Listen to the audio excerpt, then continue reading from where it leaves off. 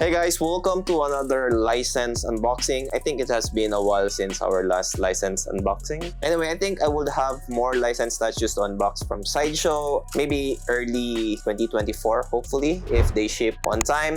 I think we will have a few more license before the year ends. And those licenses will be coming from Queen Studios, which is the statue we'll be unboxing today. As you can see, it says Captain America Civil War. This is not a Captain America statue, it's just the movie that this statue came from. This is the Spider-Man from the Civil War movie. I got the regular version only. That means I don't have the premium or the switch out with Tom Holland's portrait. Anyway, let's start the unboxing.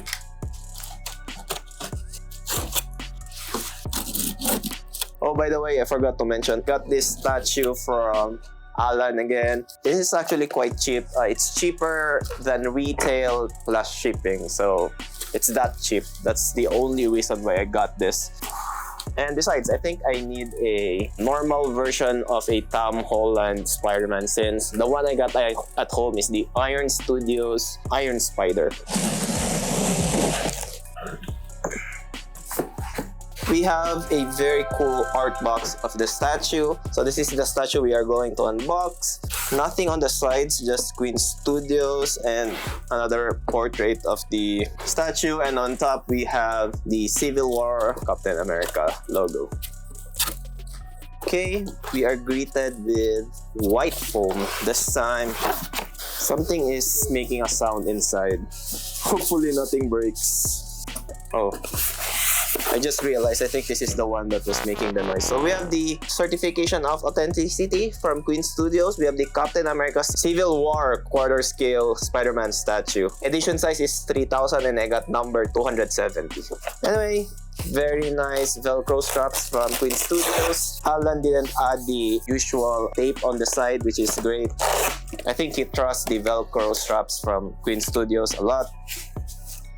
What is this? It's a similar portrait or bust stand from Queen Studios Wonder Woman that I have. I actually have switch out, so I'm quite confused on what's the difference. Anyway, the base is here. This is based from the movie, I think, when Spider-Man jumped off when he was introduced by Iron Man. Very nice base, very detailed, very nice paint as well. You guys have probably seen this already. This is quite an old statue. Next is, let's get Spider-Man. Spider-Man is actually really small. Okay, so his right foot does have a key and peg, which will go here. Which Queen Studios added this, I don't know what you call this thing here, so that the paint on his left knee wouldn't hit or smudge with the base. A very small addition, but nice. The bad thing is you could actually see it. Okay, let's look for his arms. This is the left one, which will be, I think I need to pull him out first before I... Okay, there you go, easy peasy. Next, right arm. Oh, it's not the right arm. This is weird. You need to install it at the back here. It's a cone. Oh, okay. I think the arm will be inside the shield. Didn't realize that. Yeah. So the right arm is inside the shield. It does have a key and peg. Okay, there you go. We got 3 portraits right here. Let's start with this one. I'm really confused about the stand.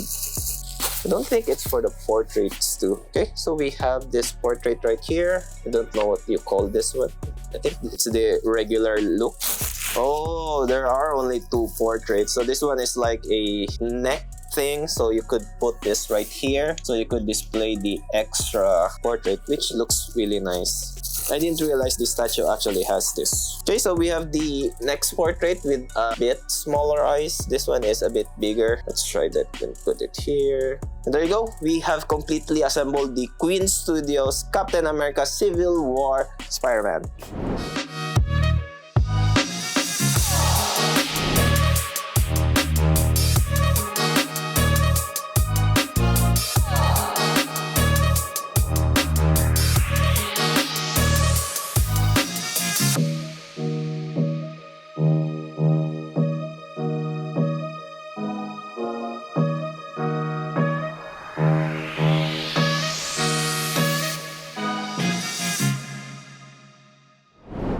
So this is the Queen Studio Spider-Man. It's the regular version and it is inspired from the Civil War movie. It doesn't have the Tom Holland switch-out portrait, which is only included in the exclusive version. Personally, I'm not gonna display him anyway with the Tom Holland portrait, and who knows when Marvel or Sony will decide to replace the actor. So I'm better off without that switch-out. The regular version though comes with two portraits, a bit similar to each other. It's just that the other portrait has the smaller eyes. Oh, and by the way, it also comes with a portrait stand, very similar to my torso stand for my Wonder Woman statue. I think that is the Queen Studio standard for portrait or torso stand. This statue is captured from the scene where Spider-Man took Captain America's shield, and it was the first time he actually appeared in the MCU. So this is quite iconic in my opinion. Though the base should have been different since Spider-Man was supposed to be on one of those vehicles you find in the airports. Anyway, the pose is very similar, just a different type of base. I think Queen Studios went with this approach because most of their MCU statues are on this kind of base, so they prioritize displayability with other statues. I'd say the concept is pretty good and definitely captured the pose they were going for. As for the base, I don't have any problems